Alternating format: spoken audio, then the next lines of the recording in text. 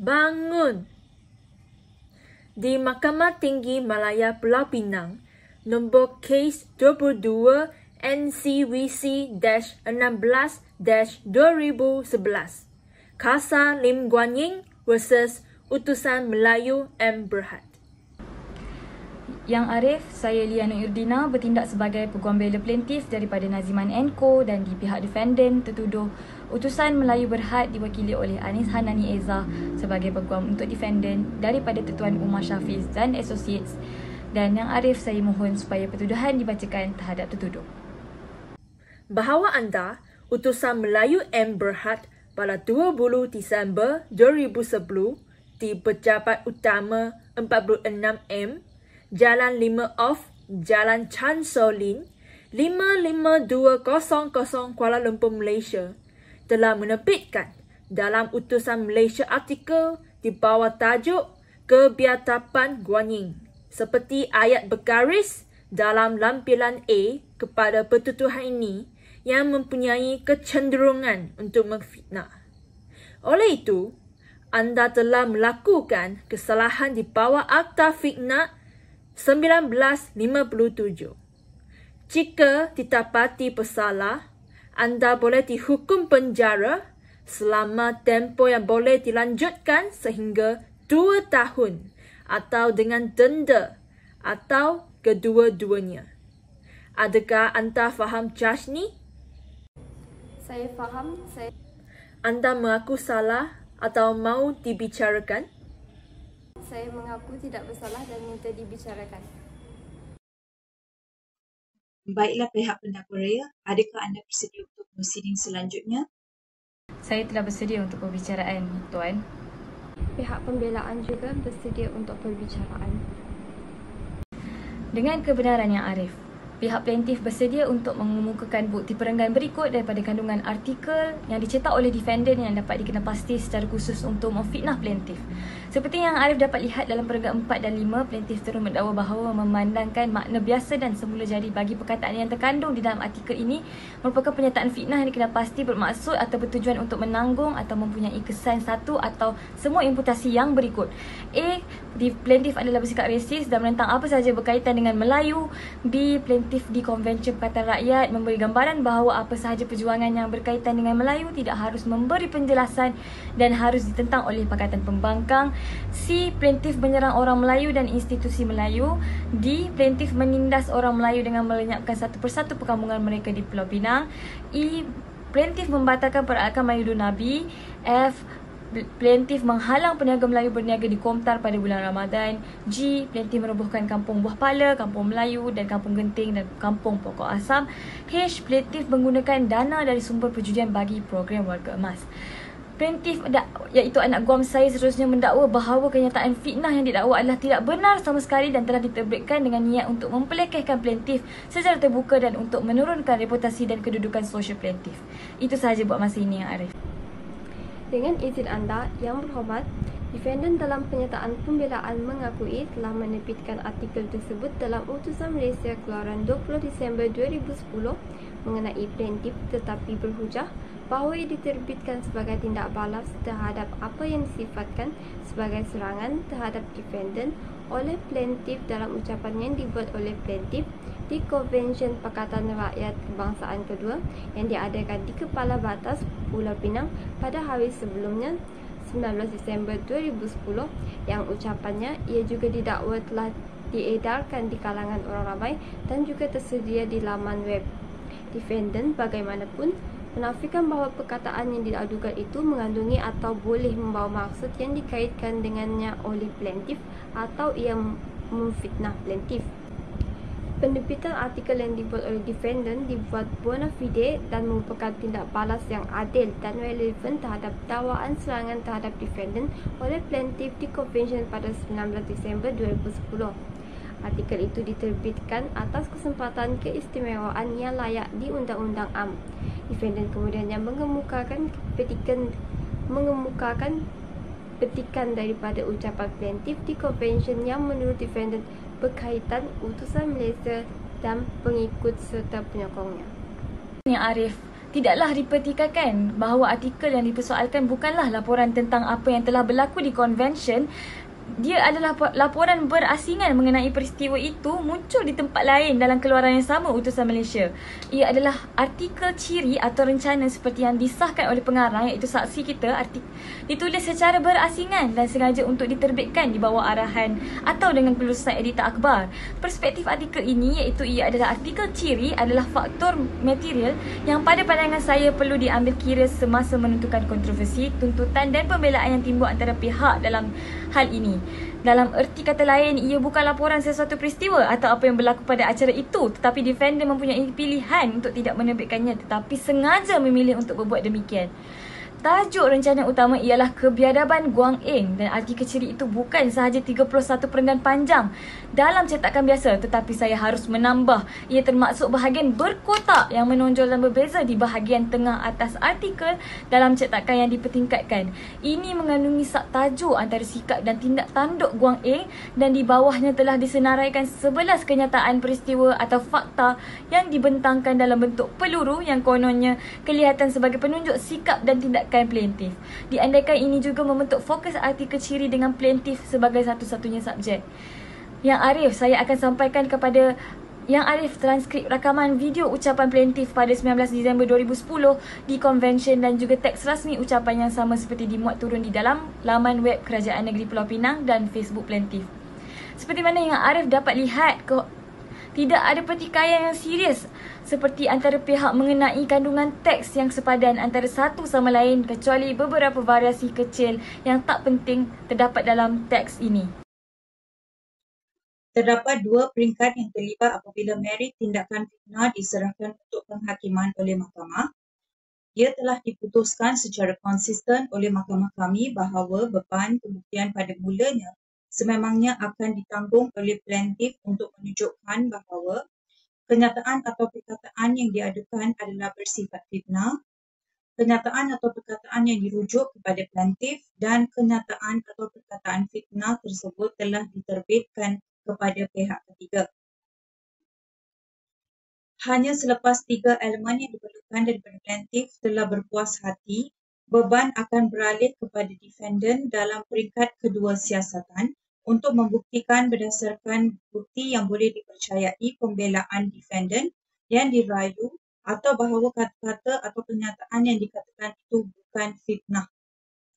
Dalam hal itu, seperti yang sering ditegaskan oleh mahkamah, pernyataan yang boleh memfitnah adalah pernyataan yang mempunyai kecenderungan untuk menjatuhkan reputasi orang itu, merendahkan seseorang individu tersebut dalam kalangan masyarakat umum yang berfikiran wajar.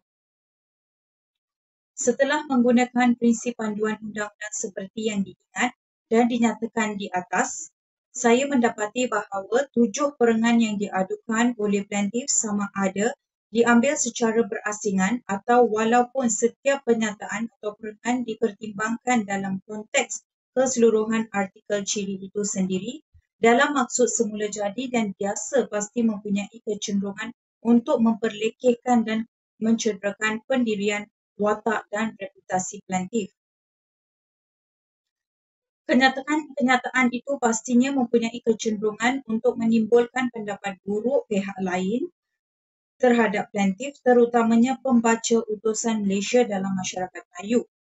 Ia jelas mampu memburukkan integriti plaintiff dalam jawatan yang disandangnya di negeri Pulau Pinang dan dalam jawatan politiknya.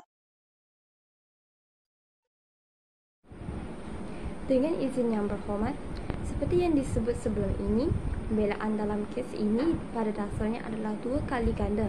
Saya akan melingkaskan seperti berikut.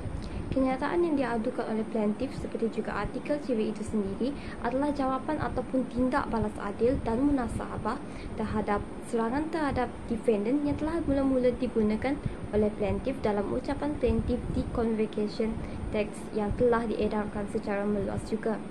Kenyataan berkenaan dengan plaintiff yang telah diterbitkan telah dilindungi oleh keistimewaan yang layak dalam undang-undang biasa, dan hal ini, keistimewaan itu diguna pakai kerana plaintiff pada mulanya gagal untuk mengaku niat jahat atau bukti-bukti niat jahat untuk menyangkal bahawa keistimewaan dan atau bahawa berdasarkan fakta plaintiff telah gagal membuktikan berniat jahat dalam apa-apa jua keadaan. Pada pandangan saya, pendekatan yang lebih baik untuk diambil ialah menganggap kedua-dua pembelaan tersebut sebagai pertahanan yang berbeza, walaupun terdapat kemungkinan timbul beberapa pertindihan dalam fakta atau inferens fakta yang perlu diambil kira dalam menilai mereka. Dengan izin Tuan, kami memohon kebenaran Mahkamah Yang Mulia ini untuk memanggil saksi pertama yang merupakan penulis artikel iaitu Cik Goh Hui Chi untuk memberikan keterangan. Oleh itu, saya Goh Hui Chi dengan sesungguhnya dan ikhlas mengaku bahawa segala keterangan yang akan saya nyatakan dalam berbicara ini adalah benar. Tiada yang tidak benar melainkan yang benar sahaja. Cik, sila nyatakan di mahkamah ini nama, umur dan pekerjaan anda. Nama saya Goh Hui Chi, umur 23 tahun. Kini, saya seorang wartawan di Utusan Melayu Berhad. Apakah tujuan Cik hadir ke mahkamah hari ini? Saya di sini untuk menerangkan berincian tentang artikel Kebiadaban Lim Guan Yin. Tema ucapan plaintiff di konvensyen ialah siapakah rakyat Malaysia yang sebenar atau tulen. Berbagai isu atau dakwaan tentang sikap dan tindak tanduk plaintiff yang dibawa dalam artikel dan atau yang dirujuk dalam 7 pelanggan yang diadukan tidak dipaparkan atau telah dibangkitkan dalam apa-apa cara dalam perjalanan plaintiff. Ucapan di konvensyen. Tiada apa-apa perkauman yang saya fahami sebagai provokasi perkauman kepada masyarakat Melayu secara keseluruhan dalam ucapan plaintiff di konvensyen. Majoriti peserta konvensyen adalah dari kalangan masyarakat Melayu dan dilaporkan tiada reaksi buruk daripada mereka terhadap ucapan plaintiff di konvensyen sekiranya ia adalah serangan perkauman sama sekali. Jadi, adakah Encik bersetuju bahawa artikel yang dipaparkan atau ditulis oleh Encik pada hakikatnya tidak benar dan ia telah melibatkan plaintiff? Ya, saya setuju. Tetapi kandungan artikel itu relevan dan apa yang ditulis oleh saya dan diterbitkan oleh defendant tidak terhad kepada perkara yang dibangkitkan dalam ucapan plaintiff di konvensyen. Walau bagaimanapun, pada pandangan saya yang arif, penulisan artikel utama dengan rujukan khusus dibuat kepada ucapan plaintiff di konvensyen dan dikenal pasti secara jelas sebagai konteks terdekat. Yang Arif boleh lihat di perenggan pada artikel 1 pada artikel tidak memberi lesen percuma kepada saksi atau defendant untuk memasukkan perkara yang tidak relevan atau luar dalam apa yang dipanggil jawapan atau respons yang adil dan munasabah. Perlu diingat bahawa apa-apa tindak balas atau balasan sedemikian mempunyai hadnya dan harus sesuai dengan dan berkaitan dengan perkara yang dibangkitkan dalam serangan dan bukan dalam apa jua keadaan dengan mengheret ke dalam tindak balas isu yang tidak berkaitan, kebenaran atau kepalsuan yang merupakan isu lain sama sekali. Oleh itu, saya tidak boleh bersetuju dengan saksi dan tuntutannya untuk fleksibiliti dan latitude dalam kes artikel syiri ini tanpa sebarang keraguan. Terima kasih, saya tak ada soalan lagi. Saksi dimaafkan. Dengan izin yang berhormat, merujuk kepada ucapan plaintiff di Konvensyen 1 berhujah bahawa serangan plaintiff terhadap utusan Malaysia adalah dalam istilah yang paling meluas dengan mendakwa sekurang-kurangnya subversif, tidak patriotik dan mementingkan diri sebagai tingkah laku yang sangat serius alam semula jadi. Plaintiff dalam ucapannya di konvensyen telah membuat dakwaan menyeluruh dan provokatif terhadap defendant. Defendant sebenarnya telah bertindak balas dengan sedikit hangat dalam menghadapi provokasi sebenar. Saya rehatkan kes saya yang mulia.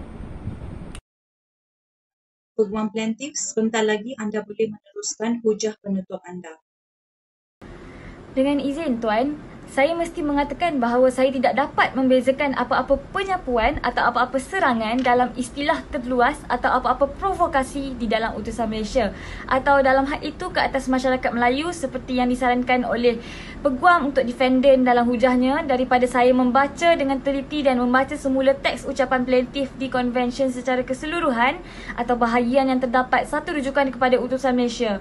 Bahagian penghujahan peguam adalah retorik semata-mata yang tidak disokong oleh realiti kandungan artikel itu dan harus ditolak mentah-mentah.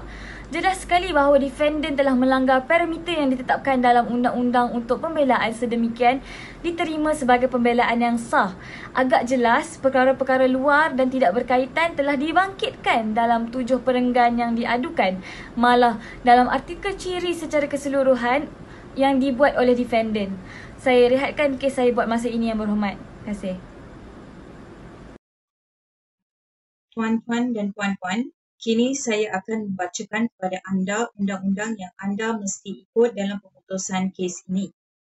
Soalan yang saya terpaksa tentukan adalah sama ada plaintiff telah mematuhi kehendak kaedah-kaedah Mahkamah Tinggi 1980. Defendant pada satu pihak berhujah bahawa niat jahat atau butir-butir yang didakwa berniat jahat tidak dirayu oleh plaintiff. Plaintiff sebaliknya menegaskan bahawa mereka telah mematuhi dengan sewajarnya keperluan peraturan itu dan secara khusus merujuk kepada perenggan 11 daripada penyataan jawapan yang difailkan untuk plaintiff. Saya telah memberikan penyataan jawapan dan khususnya perenggan 11 yang sama. Pertimbangan cemas saya berdasarkan hujahan peguam bela yang berterusan dan berulang-ulang untuk defendant bahawa tidak ada niat jahat yang dirayu melalui jawapan oleh plaintiff atau butiran niat jahat tidak diberikan. Oleh itu, peguam defendant berhujah bahawa pengakuan keistimewaan layak yang dibangkitkan oleh defendant terhadap tuntutan plaintiff tidak dapat dikalahkan. Saya memegangnya dalam perenggan 11 daripada penyataan jawapan plaintiff telah dengan jelas menyatakan pengakuan niat jahat, defendant berniat jahat dan terdapat juga butir-butir niat jahat tersebut dimasukkan dalam perenggan itu untuk memberi notis yang mencukupi kepada defendant. Kes itu akan ditemui oleh defendant jika pengakuan keistimewaan mereka yang layak tidak dapat dikalahkan. Berikutan daripada perkataan di atas adalah menjadi tanggungjawab mahkamah ini untuk menangani kes ini secara terperinci. Setiap 7 perenggan yang diadukan dan dakwaan plaintiff bahawa kandungan perenggan tersebut bukan sahaja tidak benar tetapi penerbitannya bermotifkan niat jahat terhadap plaintiff. Berkenaan dengan perenggan 1, perenggan pembukaan rencana, kenyataan saksi defendant 3 di sana dalam makna biasa bermaksud bahawa tiada seorang pun harus ingkar jika setelah membaca ucapan plaintiff di konvensyen seseorang membuat kesimpulan bahawa plaintiff adalah seorang yang bersifat perkauman dan menentang semua perkara yang berkaitan dengan masyarakat Melayu. Saya tidak menjumpai sebarang kenyataan dari dalam teks ucapan plaintiff di konvensyen yang secara rasional boleh menyokong kenyataan menyeluruh ini. Dia membayangkan bahawa plaintiff adalah individu bersifat perkauman dan mengancam masyarakat Melayu serta kepentingan mereka. Pada penilaian saya adalah terburu-buru dan tidak bertanggungjawab bagi saksi defendant 3 untuk membuat kenyataan atau imputasi itu ke atas watak plaintiff tanpa sebab yang jelas dan defendant meluluskannya untuk dicetak dan diedarkan kepada khalayak umum. Semua perenggan aduan lain adalah dengan kata-kata perenggan pembukaan artikel ini berlabuh pada ucapan plaintiff di konvensyen. Saksi defendant 3 dalam keterangannya tidak mempertikaikan perkara ini atau mengenal pasti mana-mana bahan sumber utama lain untuk mengasaskan kenyataan tersebut. Di mata undang-undang, semua tortfeasors hendaklah diuruskan secara sama rata, melainkan mengikut status terdapat peruntukan untuk beberapa perlindungan atau pengehadan yang khusus. Defendant tidak mempunyai apa-apa status yang diiktiraf dalam undang-undang untuk mengecualikannya daripada didenda di bawah Akta Fitnah. Sekali lagi, selain tiada serangan terhadap masyarakat Melayu dalam ucapan plaintiff di konvensyen untuk menegaskan kenyataan sebegitu, juga tidak ada bukti bahawa masyarakat Melayu telah tersinggung atau telah digerakkan untuk bertindak balas jika sama sekali itu adalah kesan daripada ucapan plaintiff. Saya menerima hujahan peguam bela plaintiff bahawa jika itu berlaku seperti yang didakwa oleh defendant, maka kumpulan orang pertama yang bertindak balas atau menimbulkan kekecohan adalah peserta konvensyen yang majoritinya daripada masyarakat Melayu. Walaupun justifikasi bukanlah pembelaan yang dirayu dalam kes ini oleh defendant, dan saya tidak perlu memulakan pemeriksaan atau penentuan kebenaran kandungan setiap kenyataan aduan. Saya mendapati ia walau bagaimanapun perlu berbuat demikian sedikit sebanyak untuk menyerahkan kesimpulan yang telah saya perolehi, iaitu rencana ini dibuat dengan niat jahat dan penerbitannya didorong oleh niat jahat untuk menyebabkan plaintiff dihina dan dicemuh di mata orang ramai, secara amnya dan memburukkan plaintiff sebagai ketua Menteri Negeri dan sebagai seorang wakil rakyat. Sebagai kesimpulan, 7 perangan aduan rencana yang diterbitkan oleh defendant dalam putusan Malaysia pada 20 Disember 2010 di bawah tajuk kebiadaban Wan Eng sememangnya memfitnah plaintiff. Hasilnya, plaintiff berhak untuk diberikan ganti rugi untuk libel yang hendaklah dibayar oleh defendant. Pada perangan 10-G penyataan tuntutan plaintiff memohon satu set ganti rugi untuk dimasukkan ke dalam ganti rugi teruk dan teladan juga kerosakan roll-in-one semasa saya membacanya. Menganugerahkan satu jumlah sekaligus global sebagai ganti rugi dalam prosiding fitnah dinyatakan di tempat lain adalah trend kehakiman hari ini. Ini telah dipilih dan dinyatakan untuk memastikan bahawa pemberian ganti rugi kewangan tidak berlebihan dan juga untuk mengelakkan sebarang pengiraan berkali dalam jumlah yang diberikan. Libel boleh diambil tindakan per se, iaitu plaintiff tidak perlu menunjukkan sebarang kerosakan sebenar. Libel iaitu bahan yang diterbitkan ditangani dengan lebih teruk jika berbanding dengan fitnah. Kerana libel akibatnya adalah lebih tahan lama dan bersifat kekal. Dalam kes ini, kata-kata fitnah telah disiarkan dalam akhbar nasional yang menarik minat pembaca BD, khususnya dalam kalangan penduduk Melayu. Untuk ganti rugi teruk dibuat, mahkamah perlu mengambil kira kelakuan defendant, kelakuan sendiri kes dan keadaan fikiran defendant. Kehendak permohonan maaf pada peringkat awal prosiding tidak dengan sendirinya melayakkan plaintiff mendapat ganjaran ganti rugi teruk, tetapi apabila kelemahan kes defendant menjadi jelas, adalah wajar untuk mengharapkan defendant meletakkan permohonan maaf dalam rekod. Ganti rugi teruk diberikan atau diperintahkan untuk menunjukkan keengganan mahkamah untuk meluruskan atau merelakan kelakuan defendant yang sengaja dan keterlaluan yang tidak sepatutnya dilontarkan kepada plaintiff.